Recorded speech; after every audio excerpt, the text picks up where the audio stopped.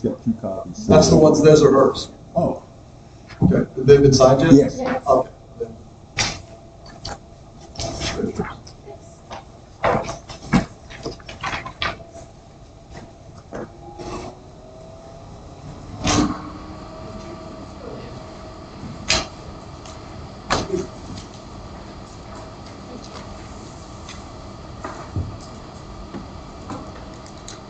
Did you stop screen?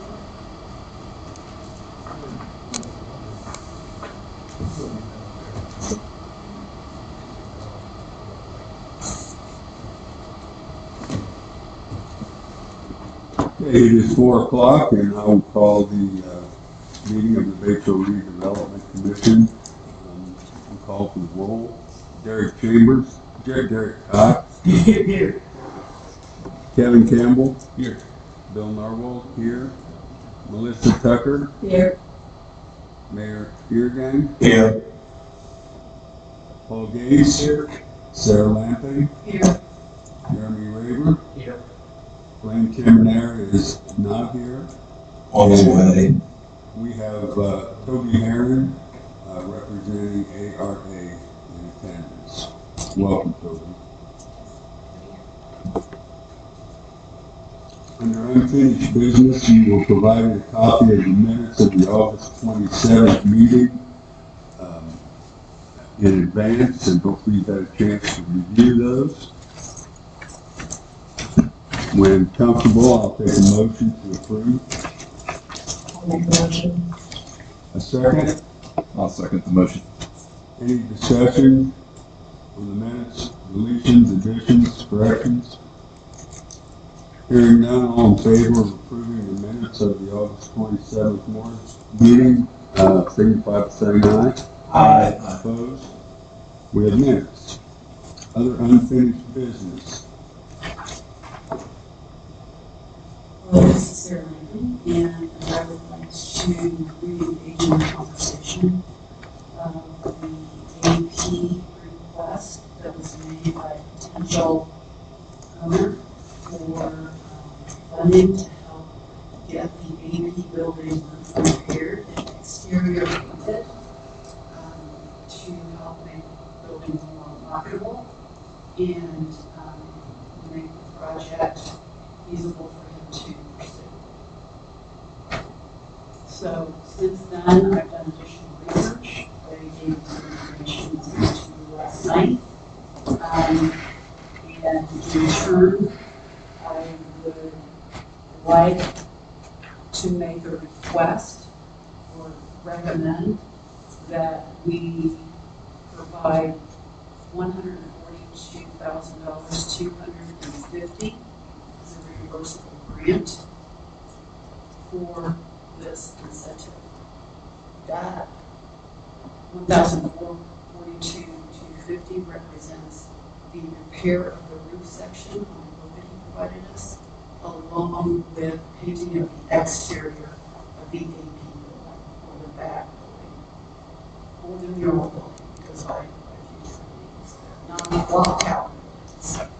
And he is aware that with painting, the murals are partly of the Batesville Area Arts Council, so he is sensitive to that. And he has in his statement that he would like to work with him to identify the color. He's open to that as well. So with my recommendation, I would say at this point in time, we would like to discuss the matter further. You said a reimbursable grant. What would we be getting reimbursed for? He would be receiving the incentive dollars based upon proof of payment for the painting and roofing. So we're just granting him the money. It's not a. It would be a reimbursable incentive where once he does, We're just reimbursing him for funds spent. once he's followed through with what he's said he will be doing. Okay, well, I know there's been a lot of information that's been put out on this. We have a recommendation from Sarah to provide reimbursable funds for the improvement of the exterior of the AP building / mural building. And I'm sure we'll have some discussion on this, but I'd like to get a motion on the table first. Do we have a motion to approve $142,250 for improvements to the AP building? I'll make that motion. We have a motion, do we have a second? I'll make the second, and I will state that I've had a talk with Kevin about this, I'm sorry, with Derek about this, and there's a perceived conflict of interest in voting on this issue, but that does not preclude him from having discussions and making input on it. So I wanted to make that clear before we answer any questions or take comments from anybody that would like to offer them this time. Can we, before we do a final vote on this, the person that's trying to purchase this building, is he also own the front building, or is he the investor for the front building also? It is my understanding that he's going to purchase the AP building with the incentive that he's requested at this point in time. So has he got to own both buildings or just one? It's not been brought to my attention that he needs to. It's been, this is not something that came up when we had other prospects. No, I mean, is he an investor currently in both buildings? Is he an investor for both right now? Currently? Is he an investment for both? No, because he has not purchased the building. Okay, so he hasn't purchased anything, no, an investor for either one. Okay, that's what I wanted to make sure. Any other points? I'd just like to just address it and talk about it. Like I said, I don't want to have any perceived conflict of interest, so I will recuse myself from any voting that goes with it. But as an advocate, separate from the deal, and understanding the severity of need in Batesville for something to be rejuvenated in the downtown area, I know as somebody that looked at investing in it myself, right, that the biggest obstacle that you have with anybody that you're going to market to is the leading idea of the roof about to collapse and the facade, right? Whether or not an investor or individual buys that and just does it themselves is possible, but not likely. And so I do think that an incentive package on something of this massive of a scale that's detrimental to the heartbeat of downtown is vital to have some type of incentive package in order to be able to offset those costs that initially need to go into the building before the city can start generating tax revenue from the building. And so I think this lines up with quotes and ideas that we had talked about in different parts of the phases and what needed to happen with the buildings. I think that we've shown you the use of the funds, where it's going to go. Those are the two things that, and I wish everyone the most success possible coming into Batesville. We're inviting environment that we want businesses here. But the reason I think that this is a valuable thing for the city to consider as an incentive package is that we don't know whether this business will be successful or not. It's not our job to know. Our job to do though is we provide an environment where if for some reason something bad happens to this, the building is more marketable after it than it is now. Same thing held true with Ron Weber Flats when we did it. I mean, there was a lot of money that got invested to it. We didn't know if it was going to be a success or not. But even in a failure, that building is unbelievably rejuvenated compared to what it was at the beginning, which opens up the potential of getting another person in there interested in buying it. So I wholeheartedly believe that an incentive package in this realm is vital if we want a successful downtown future that's not 15 years out and trying to hunt somebody down while the building deteriorates. I do believe that. But when we did Ron Weber, it was a tax abatement that, I mean, if we did a tax abatement there, that in this case, if we did a tax abatement, it would have to be a 15, 20 year plus abatement for them to get close to getting 150 grand out of this building. Do we know what he's actually buying the building for? How much? That would be between the investor and the property owner. From my understanding, that is going to be at the cost of lenders that they have to be able to get out of the loan. So is he got, so I'm still stuck. Is he still going to own both buildings? Or is he only going to own one building?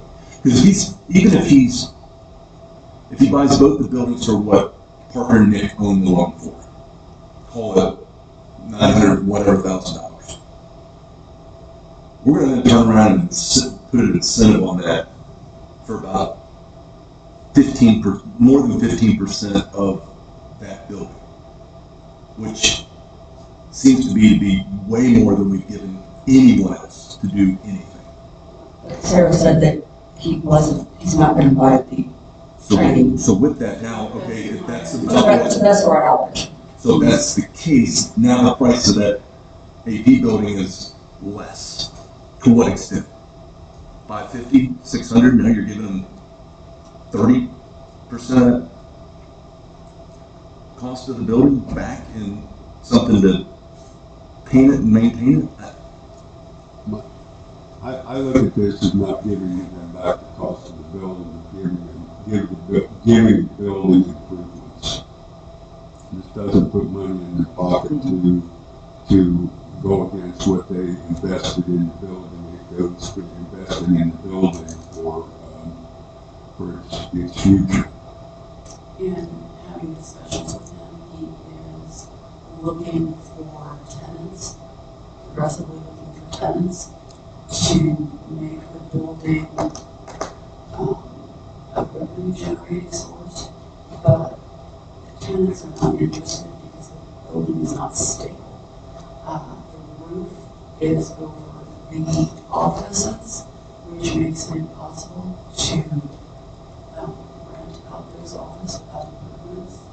And we also have companies that buildings looking pretty shabby. They don't want to put their name on it when they're using it for warehousing. If I'm not mistaken, what we're asking, I think Kevin and I were asking is the price that this person is purchasing for, which we do not know, is it higher than what the original owners, are they making a good profit? No. The current owner's not, because there's nobody's leased the building. Yeah.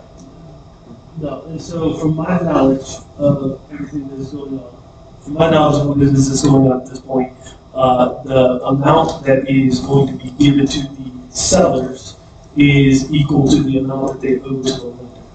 And from the last conversation that I had, I believe that number to be around 927, somewhere around there. Now, that being said, that was the number for both buildings. And what I know from the other side is that originally there was a $600,000 they were going to buy the AP building, right? And then from $6,000 there was, and again, this is from my understanding, there was a problem that the lender didn't want to split it up into two individual sales because of the bridge connecting the two, and they thought that the value of the AP building took away from the value of one way or the other. So they would only approve both sales, right, at the same time. At which time, I believe Eric agreed that he would be willing to purchase both buildings. Details beyond that, get more gray, I don't know. That's where I've understood coming into tonight as of 2 days ago. And my understanding is the request for the incentive is merely to improve the facade and to improve the roof, so the building is left in better condition than it stands today. Go ahead. I was just asking, are there any big grants or anything for the facade part that they could have applied for as opposed to us? That is for the small businesses. Small business, okay, sorry. I wasn't for sure, I was asking. Okay. Fair enough. What you're really approving, same thing we did for shopping. On a much It's cheaper. It's basically the same thing. We gave them $200,000 and it had to go towards structure. And we didn't say what it had to go to, but obviously they put more than $200,000 to structure. What you're approving basically is to give $122,000 to fix a building that may or may not be sold, and may or may not be anything, but at least it's going to be saleable, and it's going to be usable for the future instead of falling apart. And that's really what you're doing. You're not getting any, you don't even know who's going to own it, who's going to do what they're going to do with it. As a redevelopment, you're saying we want to fix that building up so it's not an eyesore, and it's something that's going to be valuable to somebody someday, maybe right away, maybe not, but at least it's not going to be an eyesore. And that's all you're really doing. Right. And there's no guarantee it's going to be what they're going to do in the future with it, because you're not putting that into the specs. You're not saying, hey, we'll give you $142,000, but you've got a guarantee that you're gonna do this, this, and this. Sounds to me like there's no guarantees at all, right? No, I mean, we don't, I mean, at least with the Sherman, They bought. they were putting in how many $1 million into it.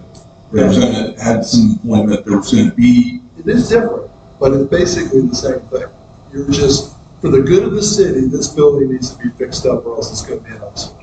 And it's never gonna get ready. Well, it's not only going to be an eyesore, it's going to be deteriorating to the point that it's going to have to come down, and it's going to cost a hell of a lot more than $142,000 to take that building down. I'll say this again, and this is probably more, me on a thematic approach than anything else. I wholeheartedly believe that the Main Street building, the Clock Tower, and the AV building are the heartbeat of downtown Batesville. And I've been talking about that since someone left, Baxter left. There's a hole, and if you're having a heart attack and your heart is not pumping, you need to get blood into that heart. And that's what we need. And the only way you can get that happening, the only way that building is going to be marketable is to be able to draw income in and get businesses in and get the heartbeat of Batesville beating again, is if that roof, which is the biggest factor, that roof needs fixed. And I would even argue that if we want a nickel and dime it, the roof is priority number one. The facade and painting and all that stuff needs done. But there's an elephant in the room with anybody that comes in here, and that's the fact that you have multiple leaks going on the roof over, and we have, different ordinance or whatever to allow light manufacturing in it. That won't be eligible because there won't be a roof if there's nothing on it. And whoever's buying it is already looking at a big investment and risk in trying to turn vacant properties into income generating properties. To add on a $150,000 task to put on top of that before any dollars are getting raised. And that's what I think is hard to understand. Right now, those buildings, if I own them or you own them, you're taking a loss every single day. Because there's not $1 that's getting replaced with anything that's going on, in regards to taxes, upkeep, utilities. Again, the ability to market a place has to have somebody that's going to see value in it. And I understand how you can see value if you live locally in Batesville, Indiana, and what the need of that place would be. On the other hand, I have a hard time understanding how somebody that doesn't have knowledge of Batesville would understand why they would want to invest $150,000 into a blank building that doesn't generate any income, that is a risk in a rural area to be able to get businesses to put in there. That's the way the lenders are going to look at it from outside of Batesville. The frustrating thing for me, though, is why didn't the people that bought the building a couple years ago have that same problem? They didn't. They bought it the way it is, and now all of a sudden we got to do something about it. They bought it basically that way. So I mean, I don't get me wrong. I'm not against the giving money for it. I think it's right, but I'm saying that it looks like we're saving somebody's ass by doing this. Well, that I'm making an investment in someone else's investment, and I'm not a partner. But You're doing it for the good of the city. Respectfully, I don't look at that way. I'm looking at the money going into the building, and I would do that regardless of who owns it. If this is an incentive to get the training center up and moving, and it picks off this problem that they have, if they're eating the elephant one bite at a time, and we can help with that first bite and get it started, I think that's what we ought to do. And if he becomes an investor in that training center, so be it. I'd be happy that he had a good experience in this town, and maybe he brings other people to the table. But nothing's going to the training center. No, not at this time, but it's taking some pressure off of the ownership of the training center, so maybe other options will be open for them. To me, if we look at doing this, the upside is it may be a springboard to bigger developments that might come. The other part of this is, and there's no guarantees on anything when you put incentive money out there. That's what it is. It's an incentive with no guarantees, no long-range plan. It's just that first bite of the big elephant. But if you don't do this, I do see a close picture of what happens then. We issue them a letter and say the city isn't interested in helping, and you're on your own. He backs out, and it goes into foreclosure, and 5 years from now, we're figuring out how in the world we're going to tear it down like we've had with some other properties in town. So when I look at that versus what an incentive might do to jumpstart something that's been sitting there for how many years, and we've been trying to, the city, all different people, local people have tried to step in and save it because they know how important it is, and they have not been successful. Now we have somebody from the outside that wants to try. I say we support them. I say it's a simple decision for me to put the money in the property. If they were coming in and say, I want this kind of money to help me buy it, no. But we're putting it in the building, they walk away from it, the building is still improved. They still do something with it. Like, let's say Nicky Parker owned the building, we put a new roof on it, and all of a sudden they're like, oh, we're not going to sell it. What are they going to do with it? Well, they're going to make it profitable, if that's what the case is, which brings money back into the city of Basin. So, And I understand local property owners that say, well, why won't you help me? Well, get involved, and we'll the color of the money is still green.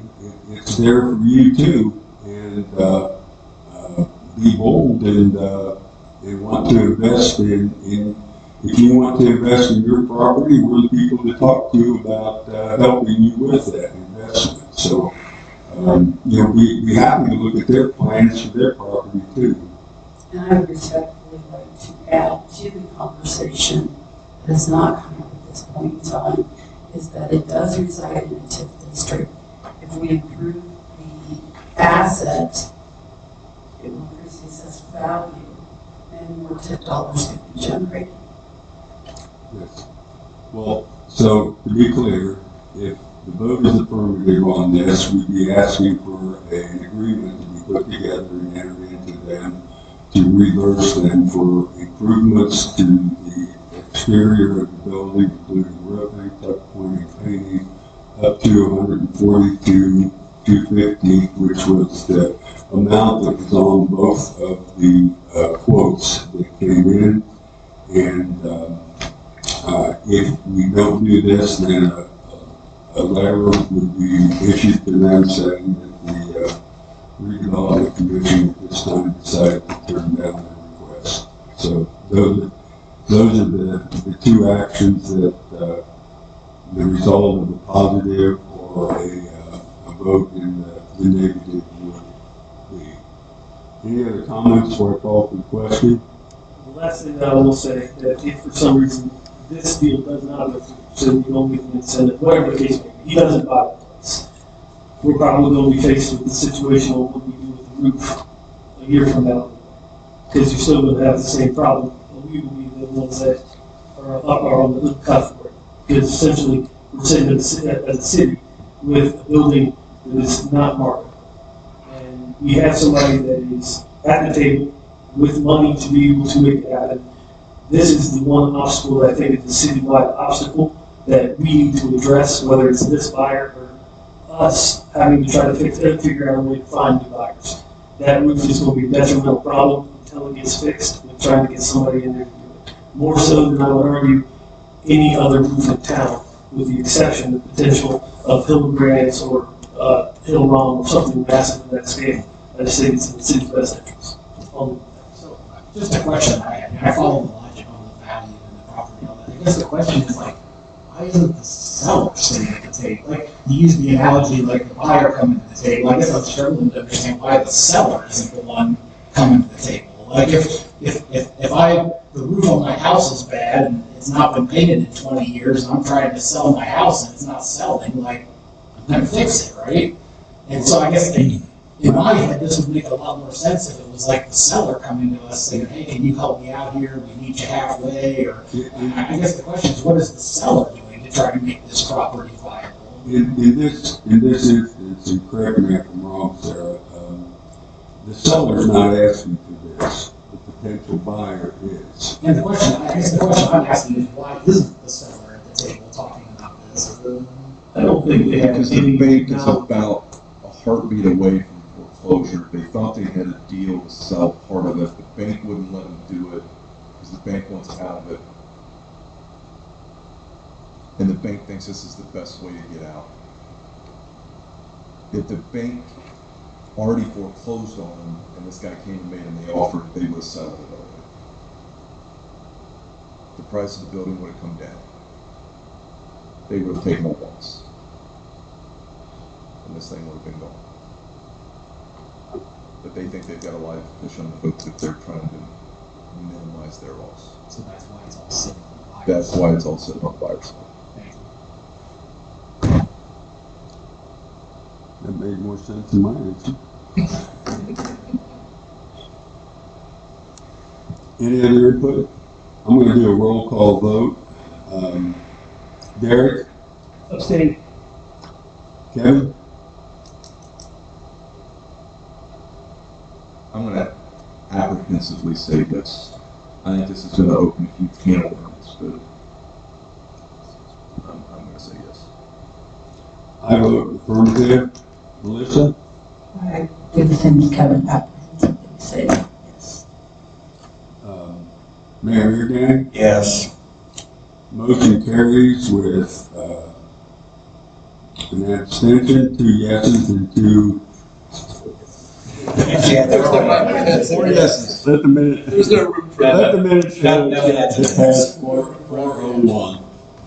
All right, thank you everybody for their input on that. I think everybody brought up good points, and the best that we can do now is make this work. And thank you for all the questioning. Thank you for your concerns. Thank you for asking me tough questions. So that in turn, I can make sure that when I come to the RDC for an incentive recommendation in the future, that I get the same reaction so that we can be fiduciarily responsible as we move forward with these buildings. Financial report and claims, Paul? Let's do claims first. Okay. Because I want to talk about the buildings and all that stuff, and we'll do that separately. There was 4 claims this past month. They've all gotten in already. One of them was for HWC Engineering for work on the engineering part of the Inspiration Park expansion, which is something that the RDC, we call it Inspiration Park expansion. It's basically for that grant that they're trying to get for the downtown. And that the grant is going for, I think that could tell me RDC approved, or at least said they would be responsible for the city part of that $125,000. If it's a $500,000 grant, right? John, you know more about that than I do. We build, it's $1,500, $1,590. But if we go against that 125, if that's the number, we go against that amount to support that grant. As always, engineering has to be done first. If you don't get the grant, you still pay for the engineering. That's the problem. So I don't know how much more engineering is. Well, the total fee is $26,500. So how much more are they going to do before we even know if we're getting the grant or not? I hate to see $26,500 spent and we don't get the grant. We don't do anything. I think we're about where we need to be with the design. What's spent so far, yeah. So That is for the schematic design. Yes.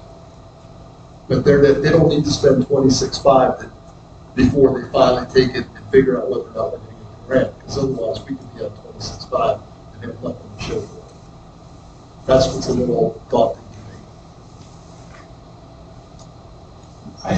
Yeah, I think that was the discussion we had when we approved it. Like, we knew that was That's a a possibility. definite possibility. Okay.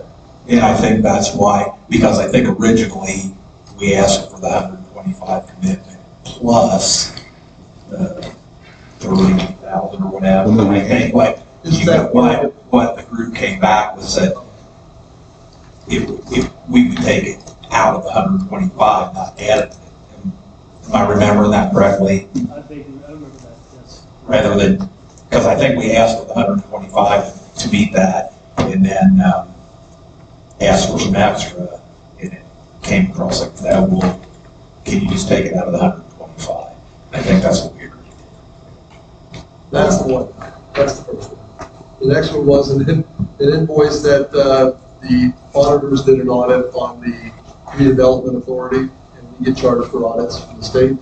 They audited for 23 and 24. It was $1,035.75, 76 cents, excuse me. So that gets charged to us because RDA has no money. This all has to come out of the RDC. Reedy Financial had a bill for $1,101.20. That is for the work they're doing on the neutralization and the economic and the development of what they think the 2026 TIF dollars are going to be, and I'll talk about that. And finally, there was apparently the Accelerate Rural Indiana, which we belong to from the RDA. We have is this an annual fee of $7,500, a membership fee to that comes out of also out of here. So that got charged too. I don't know how to explain that better. You want to explain? Was that in our budget? No, I didn't even know about it. Is that We paid it, 2 years ago when we went ready for. Yeah, we didn't know, I didn't know it was an annual thing. I thought it was a formation thing or whatever we did, but if it's $7,500 that we need to pay, that's what it's got to come out of. That's the annual now, I believe. Yep, it says our ARA RDA membership contribution, strategic initiative support. All it says, $7,500. Doesn't say a year or anything. I think it's an easy. I mean, there's no other place to take it out. It's basically for RDA money because it's just RDC stuff. Because you can look at it this way. They're basically this was for the READY stuff. The READY program more or less has benefited tremendously RDC with the road for the industrial program, since it's going to basically pay for the whole thing. So arguably $7,500 is not a big deal when you think of the cost of what the road would have been. Yeah, I mean, if You you, really had that. if you're not paying it, you're not getting millions, so write a check and. Well, and the other thing is, I mean, I think we're going into it with the perspective that when we know there's no ready funding in the upcoming budget, there's still talk out there that it will be something that comes back. Maybe not next year, we know, but maybe in the next budget, we'll see. That's before, like, they've already been charged to the thing back in September. We paid these already. They were all to this point. And they had to pay. Okay. Do I have a motion to approve the payment of the claims as presented? I'll make a motion. Second? I'll say. All in favor, signify by saying aye. Aye. Opposed? Thank you, Paul. Okay, now we can talk about budget. As best I can do it.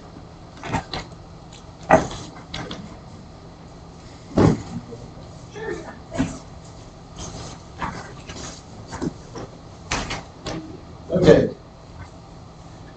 First sheet is supports just the actual information through September. This is the one we look at every month. So that, like I said, those charges were already in there. You can see I put an ARI RDA membership line out there. I did not put a budget number on it, but there's the actual, same with the Inspiration Park area improvement. The other two were considered part of the financial services and miscellaneous expenses. So I don't know if there's any questions on where we are today. I still show at the bottom, I had $150,000 designated for the Baxter Building Support. Cash just approved $142,250. So that's going to change slightly. And then I also have in there a $90,000 to purchase the rest up from the state. By the way, real quick on $142,250, is that something they anticipate doing this year? Yes. So I'll make sure I got it straight. They're going to send us, when the bills come in, they're going to send us the bills and then we'll pay them, or we'll reimburse them and they'll pay. You said it would reimburse. They will pay them reimburse. Okay, so I got it in this year. I'll show you when I get to the next budget. Well, to answer that a little closer, Sarah asked that question. It's in some of our information here. They plan on meeting with the two contractors as soon as they got notification that the funds have been approved. And the painter said that he could start within it would be his next job based on finishing this one. So we hope to start within days and certainly within a few weeks to get it completed by cold weather. The roofer was saying the same kind of thing. Now, whether that happens or not, but I'm like you, I think it'd be kind of a miracle to get all of that done and bills presented and by the end of December. So I'm thinking it's probably going to come after you get your November draw anyway. Okay, so that's through September, actually. The next sheet I gave you is my best guesstimate for what I think the year end is going to look like. So I'm assuming that we're going to get all the revenue we're supposed to get. So that says, hey, we've got 984,184. We won't get the next stuff until December. That's when we get the our property taxes for the TIF. You can go down the line. I believe that we'll get to this bond stuff. But I thought somebody mentioned at one of the meetings that we would still be responsible for paying the current bond, that payment in December. I think it's December or somewhere around there. So I said, hey, we paid the whole 150. You go down the line. I'm assuming we're going to spend all $20,000 in financial services. I'm assuming we already got the ARA services that we paid, Kids Discovery Factory, Fry payments, the last payment for the incentive, the Industrial Park land bond, that'll match out. Industrial Park Road. I'm assuming that we're not going to, we'll get to this. I'm saying so far on the road, we're going to spend so much because of the engineering part that we have to pay for that's not reimbursed by Ready. We found that out. So, but the next line I'm showing, this is where it comes down to, we talked about this, how much do you want to pay down toward this new bond? And I just for now put that $1.6 million number in there as a placeholder. We had talked about it after the last meeting, the executive meeting, and that's a possibility that that's what we would use to try to get the new bond down to a lower level. And then we obviously paid the BSCC grant, the ARA membership, that's the $7,500 and $1,590 for downtown. The Baxter building support, I showed you that we paid it and that we paid for the rest stop. I don't know if the rest stop's something that's going to happen this year. And was it 90? I don't know if it was exactly. It was. Is it 89 or something? It was 90. Shared with me. I believe 90,000 with the processing fee, approximately $25. Okay, it's 90,000. Yeah. That was probably a recording fee. I That know. would have been 75. So based on this, I'm saying at the end of the year, we would have $534,000 in the balance for TIF funds. Which fund they come out of, it doesn't matter. We can use Woodmiser, we can use Thrive money, we can use the I-74s, we can use the industrial park. There's 5 different funds in our system. I combine it all together on this. Okay? So that's just my best guesstimate of the money we have if we do the way we said. A couple of questions. Sure. This isn't cash on hand, and this won't be accurate on the revenue side until you get your November draw, correct? Yeah. So there's not this much there right now. No, it's like I said, this is assuming we get all the money that we're supposed to get. Okay. And then Which could be less if we don't, how that goes. the second question is, if we, out of the 1.6, can we allocate some of the, if that includes the I-74, the I-74 expansion, Thrive, Woodmiser Industrial Park, and can we spend those funds on something other than those areas? Yes, the way I understand it, Okay. because obviously Because we kept them separate until they were retired. we have to keep them as separate funds in our system because they're separate, what's the word, for these plats, these TIFs. You have 5 different TIFs. So we have to keep the separate funds in our system, but we can combine that together as funds It's under some available for any appropriation funds. number, but Right. They have to be kept separate for reporting purposes. We'll show it on the annual report, which ones we took them out, because we took out money to pay off the Woodmiser bond from other places. So all the Woodmiser money is available. The Thrive money, as we talked about, we got that changed, so we're paying it off still, but any money in that area is still available to pay on other things. So basically saying we have 534,000, again, that's an estimate, that's just my best guess based on that. The last page then, I put together in, okay, what's 26 look like? Your beginning balance would be the 534, 238, if that's true. The revenue, the estimates I got from PD are saying it's going to go from, what is it this year, 984,000. They're estimating it's going to be $1,042,000 of revenue next year. So I'll put that in as revenue. Here's the commitments I'm showing. I put new shell building bond payment. I put 300,000. I don't know what that number is going to be because nobody's come back to us for Baker Tilly saying, hey, if you put $1.6 million toward this bond, what will our payments be? Until they give us that, we don't know. Weren't you supposed to meet you about that this week? Yeah. You guys had a meeting? We had a call with the bond bank. They couldn't tell us that? They They were putting the information together. call with the bond bank, with the Indiana Bond Bank, was basically to see if, provide information to the bond bank, number one, to see if they were even interested in doing the bond for the project. This is a safe explanation, Blaine. Yeah, that's correct. So basically, that's a placeholder too. I don't know what's going to be. We're assuming $20,000 goes for financial services. ARA is $5,000. I think it's going to be less. We actually have the invoice, but we're going to pay it in January, and it's $3,360. So I can be more specific on that. Private bond payments will be, we still have to pay the private bond payments each year. That's the $27,100. The industrial park land goes through 2029. So there's another $173,000 next year. The downtown development match, I put the 125 in there. That's assuming if we get it, that's what it would cost. It may be off a little bit. And I also put in the ARA, the RDA membership, assuming it's an annual amount. Our ARA, I'm sorry, our ARA. Okay. The Yeah, ARA, that was an annual amount. yeah, so that would be again in 26. Now, based on that, I'm saying you got a lot of discretionary project availability still. To keep the 200,000 we was talking about is our bare minimum balance. So that last number, I'm saying you're going to bring it, you start with 500 and something, you're bringing it $1 million, you only got commitments for 657. It gives you a lot of room for discretionary projects if you want. I do, though, think that we go back to that talk about how much should we put up front possibly for this bond. I still don't think you want to go crazy on giving a whole lot of cash. I still would rather have it be a longer, I mean, I think you're going to still get rid of the bond quick enough. We can afford 300,000, and that's my guess. I have no idea what that number's going to be.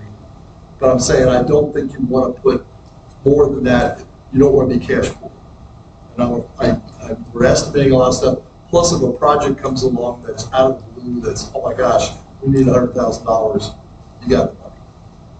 But this is the best I can do right now based on the numbers we have right now. Obviously, it'll firm up as we get these commitments and we know, especially if we know more what's going on in the bond.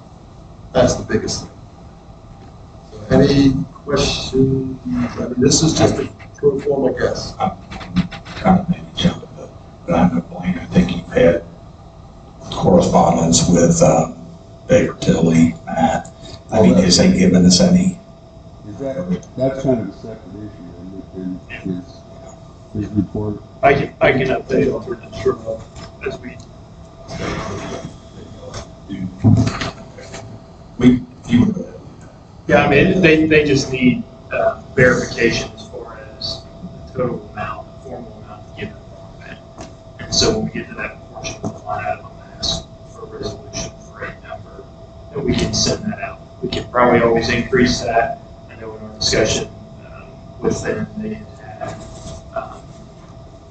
there was potentially an early payoff option in there as well for some of this stuff.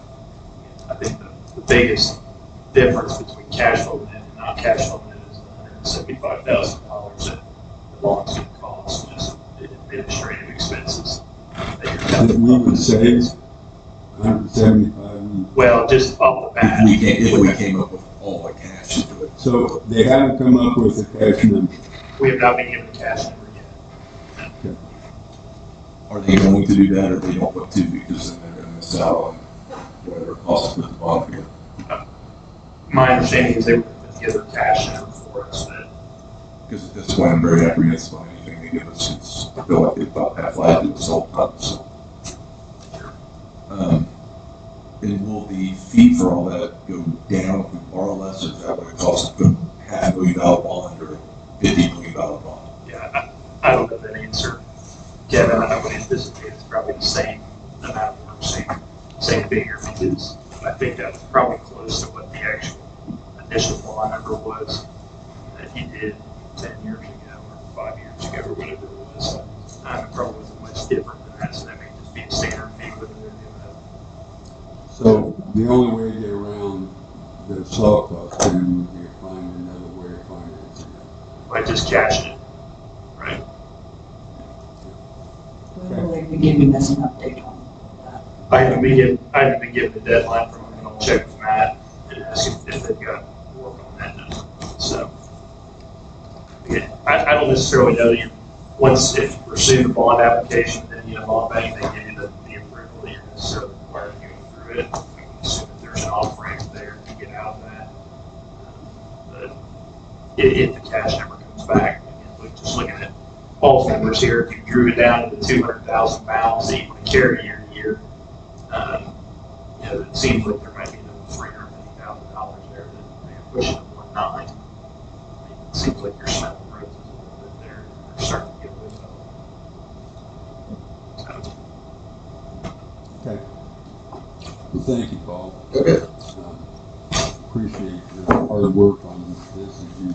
Thank you, Paul. Anybody have any more questions for Paul? Paul, baby, see you doing better. Yeah. Even though he had thought about heart attacks. Yeah, why'd you bring this up? I thought that was rather cool. Other than that.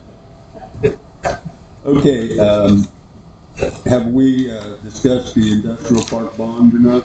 Move on to other new business? Yeah, so I can just recap some of that. So to John's update, we had a call from Indiana Bond Bank. John, I, Heather, James, and Matt Eckerly were on with their legal counsel, the Bond Bank legal counsel, Lawrence Thornburg, and then two of their representatives, more or less just updating them on why we're looking at the bond, the background to the bond. They obviously had some questions as to this has already happened once, so it's going to keep it from happening again. They obviously had those initial questions. As far as the bond amount, they encouraged us to come up with a figure to get them a hard figure. Matt Eckerly sent me an email here this morning that basically said it would greatly assist our efforts to have a committed cash contribution to the bond item as discussed. They specifically mentioned 1.6 number to Matt as they appreciated commitment from the city. And we mentioned that on our call. They certainly, the areas get a little bit less thin. They were certainly more engaged. We advised, we just asked them to bail us out of this one. So they're still assuming that they're bailing us up because we screwed it up, not because the attorney drew it up in a way that was completely wrong for what we want. Yeah, and they, to someone, they asked John about that, about how we wound up, and my internet cut out, thankfully, during the time, during his answer, but I tuned back in that, candidly, I don't think We haven't been fully understood what we were doing. Their attorneys have a shiny crack in the armor. Anyway, that was kind of the nature of the call, but I do have a resolution here that Heather James prepared as far as a commitment for the defeasance of the current bonds from 2020 to committing $1.6 million towards that effort that they could provide then to the Indiana Bond Bank as part of the application. So I have a formal written resolution for that. Matt Eckerly did ask that he wanted a vote, so we have to get him formal directive to seek out bond efforts, or at least start preparing paperwork for that application to pursue that effort. If that's the direction you guys want to go. But anyway, I'm certainly interested in knowing what the cash number would be beneficial to some extent. Okay, thank you. understand, but I want to get the cash number too. I want this to be like, oh yeah, no, I can do that. I'd still like to see what that is. What's the resolution again? For us to put 1.6 million toward the bond, to get the bond bank. So we go for the bond bank. Yeah, the resolution language formally is the commission hereby authorizes and approves the expenditure of tax increment funds on hand in the amount of $1,600,000 to contribute to the defeasance of the 2020 bonds.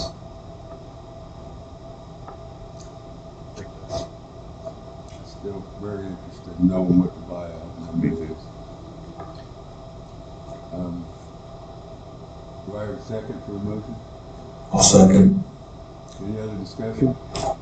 All in favor, signify by saying aye. Aye. Motion carries. Additional topics of discussion. So real quick, the second ask that I would have is for you guys to consider whether giving them a formal directive to pursue the Indiana Bond Bank Avenue. And I guess to your point, if you want to do a cash number, I would say if we can put a condition on there that before submitting, we want to know the cash number before anything's resubmitted. Right. Can it be a two-step thing that we, Yeah, I would need at least a vote to approve that, me giving that directive to the council. Do we just need a vote, or do we need a separate motion, or do we just? Matt didn't give me, he said we needed a formal directive, he didn't necessarily need a resolution, so. I would say if the minutes reflect that you approved that, what you just said, you don't need a resolution, you just need, that resolution you need. That's all we do. Now you would just need a directive by saying, yes, we're 504, whatever, that we're gonna approve, that you take it to the bond bank, but you're saying, you're going to say, hey, but before you do that, we want to. Already, yeah.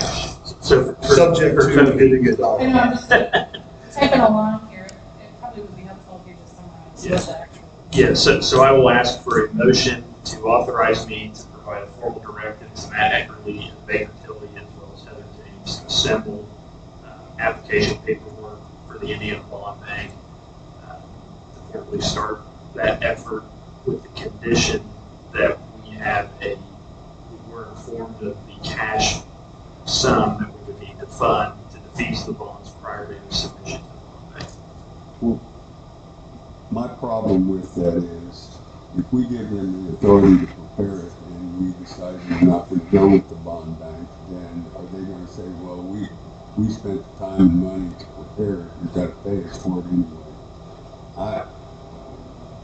Ideally, I'm really in favor of doing everything we can to get that bottom line number so we can tell where we're at. I wouldn't give them any blank check to proceed forward without that and without us giving time to react to it. Well, it was the subject to, you kind of got that protection. Are they gonna still decide not to go that route, or are they gonna Well, charge for all the if they services don't that get they us- did preparing it? Well, if we have somebody else do it, they're gonna charge us. I mean, Either way, that's the reality. you're gonna pay a bond bill. You're saying you don't want to pay it. If they start the work and we don't use them, then you're going to pay somebody else too. Yeah, you don't want to do 175 grand that it talks putting this bond together and then say, oh, the cash price is only $2 million. We figure out a way to do that. How much money did we spend on the attorneys to then go ahead Yeah, and I'm start? saying, if we have that number and it's close and we get some other kind of financing and we pressure them on what that number is, it's of no benefit to them to provide that number. It's a benefit to whoever's holding the bonds. So, I think we, I'll agree with Bill. I'll make a motion for you to do that, to have that authority to go tell them that, but I'm with Bill. I want to have that cash number in hand before they get started. before they have any idea of how we're going to proceed. And I think that's what the motion was, basically. Right. They are not to proceed with the bond bank application until we have that number. Well, if we have that number, then we provided you the number. Does that mean we can proceed? No, I think it needs to say until we had a chance to digest that number. I wouldn't give them any indication we're going ahead with the bond bank. We want to know what our options are. But we can still give Lane the authority to make that decision, so we don't have to have another meeting for that to happen. So if they send that, if they get that number, they send it out to us, say Tuesday. And we review it and they go, well, that number's 2.7 million. So we go, yeah, that might be a sketch. Then Blank can give them the authority to go ahead and get started on the bond bank. It's just Am I like hearing how that much right? information that we can get. It's so hard moving doing that. Correct. So from a procedural standpoint, if this is approved, what I would do is I would use the subject language if we have a number first. Get us a number at ASAP. If the number comes back and it's if the number comes back, I'll provide it to Bill, Melissa, John. And if it's a digestible number, then we can call a special meeting for the RDC to discuss that number. But we can all be in the same room together to say, Is this time sensitive on their end or just our end? it's I mean, time sensitive. We know why it's time sensitive of our end, but then on the other hand, we know we have to pay the fall payment. Correct. It is mostly time sensitive on our end for the pressure of defeasing those Yeah, funds. and I think there's enough dollars at stake here, another month isn't gonna make that much difference. So if we didn't make that motion, would they be able to give us some more information before we move ahead with that? I mean, before they go in and do a lot of things and have a charge, is there a way for them to, kind of like what they did before, like, this option and this option, and then we got one option and we're doing this. Now you've given them an amount of 1.6, and then they've talked to the bond bank. I mean, it just seems like there's a little bit more information that we could have if they have all of that information already. It's just hard to show a target or to shoot at a target when you don't know what the target is. I don't know if she. So what do you think?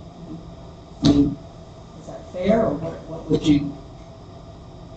Again, the overarching discussion that we have had is we want this done sooner rather than later, right? And so that is the assumption that I've been operating on to try to bring to this commission to have that option to get it done by the end of the year as soon as possible. Obviously, we've already got this fall payment to Bill's point, so if we push into the beginning part of next year, no harm, no foul, but to the same extent, you don't want to have to make that first payment every year substantially less than our whole fall. Yeah. We've been asking for the bottom line for well over a month. You could wait until you get that number, but then you'd have to meet again to approve it. Which you could do. I mean, you could make a special. Yeah, I mean, I want to think about it, like, I want that number so we can evaluate and see if there's a next step, but I don't want to give them the authority to make that decision even after we review it without having to come back as a body to vote on it at that point.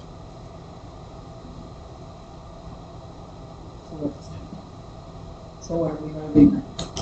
We still don't have a second, so. If we don't need one, then it's dead, we move on. Vote to give them a. So you want me to ask for cash out number? You're in. Yeah, I mean, I thought we asked for that 2 weeks ago when we left the meeting or better. Yeah. You've And I already know told them about the 1.6 verbally, it hasn't been in writing, so Right. that cat's out of the bag. Well, correct. Yeah, to a certain extent. I Right. mean, And I know that's what our discussions have been, is that, and so I was comfortable disclosing that. Kevin, if I understood that correctly on that call, like, there's not going to be a bottom line black and white number, right? Because that escrow account has to be fully funded at the 2.5. What they were going to try to model was over time, how much interest would that escrow account generate, and could some of that interest eventually pay toward the principal? They're not going to be able to just give you a bottom line black and white, here's the payoff. No. I guess I was under the impression that they could give us a number that we invested today of slightly less than the total defeasance amount that made year one payment. Whatever needed to be invested to make year two payment was then invested for a year. The rest of it might be a little longer term. And then there was money coming out of that to make year two. So there's a net present value of Correct. that dollar with those investments added to it at a conservative rate of whatever. Yeah. That's the number I'm looking for, that we would have to set this aside, it would be You gotta invested be, this you way gotta be in this to way. make this number Yeah, work. I don't recall that. Yeah, I just want to be clear isn't gonna be a black and white. No, it'll be a little off regardless, 'cause they're gonna put pen to paper and do the math and figure out what that number is, and then it's like, okay, well, like Bill's saying, if we can figure out a way to write a check for all of it, it disappears, or at least we've got this bond out there that's been fully funded, it would be a lot better for this group than spending 175 grand plus whatever interest and then come up with that. I will get the cash number, and from our meeting a couple of weeks ago, during executive session, the cash number, they were supposed to be working on that, but I have reached out to follow up, and I believe they said they anticipated it would come after that bond bank meeting. So the bond bank meeting was just last week on Friday, so it's only been 2 business days in full. So, but I'll check with them, just to make sure that they're working on that. So. But I'll advise Matt that the commission wasn't comfortable giving the formal directive to submit the application without knowing the cash number. Well, to prepare the application.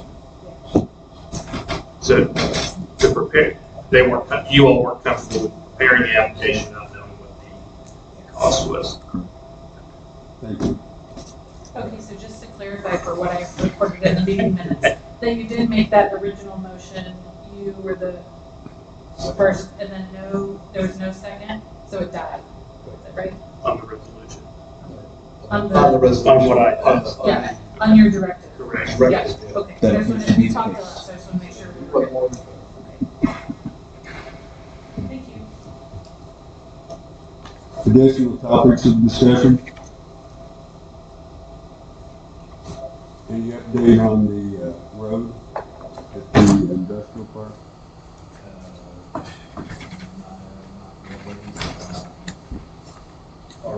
Eddie is asking for some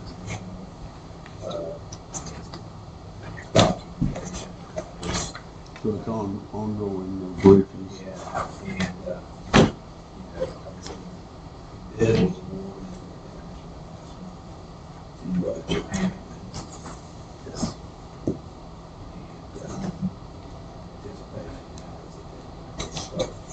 Our anticipation now is that we'll start the actual construction the first of the year.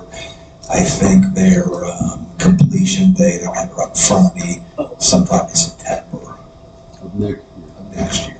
Yeah. You got any? Melissa? Kevin? No, sir. Derek? Blaine? You heard enough of me. Toby? Any input? Not at this time. Paul? Sarah? I'm good. All right, our next meeting is the 22nd of October, and I will be in Australia. What time will be there? Yeah, you should be awake. Probably right.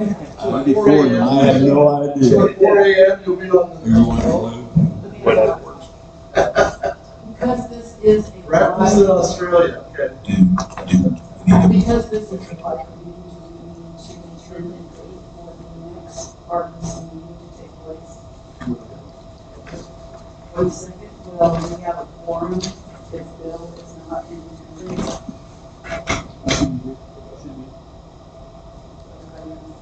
That's the third week. It's after break. I got 2 of those now. I got 2 of those now. Sorry. But we. I don't think it should be a problem. Okay. Make a motion to adjourn? I'll second the motion. All in favor, signify by saying aye. Aye. We're adjourned.